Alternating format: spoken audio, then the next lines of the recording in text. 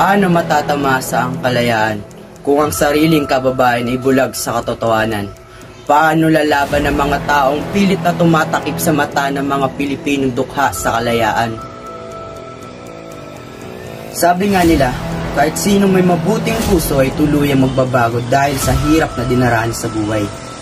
Hindi ka naniniwala? Bakit? Dahil ba maayos ang buhay mo sa maruming pamahalang ito? Pwes maniwala ka, dahil hindi naman ako ganito noon. Ako ay isang marangal at mabuting tao. Kailan ba gumawa ng hindi maganda si Juan Crisostomo Ibarra? Kailan ako nanakit? Kailan ako naging pilibustero? Dahil sa inggit, kasakiman ng iba, nasira ang buhay ng aming pamilya. Nawala ang karangalan, yaman at ako'y pinaslang pa. Para saan lahat ng ito? Para sa mga mithiin yung kayo lang ang nakikinabang? Dahil kayo ay makapangyarihan? Ang kapangyarihang galing sa pang-aapi ay hindi kailanman naging makapangyarihan, kundi isang kahinaan at katangahan.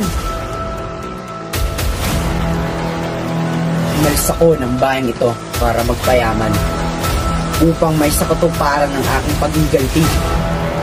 Ngayon kailangang wasakin ko na ang tiwaling pamahalaan sa pamamagitan ng paglalantad ng kanilang kabulukan. Sukto lang may magbuwis ng buhay. Ayoko mamatay ng hindi nakikita ang pagkadurog ng kanilang mga buto sa ilalim ng bangin.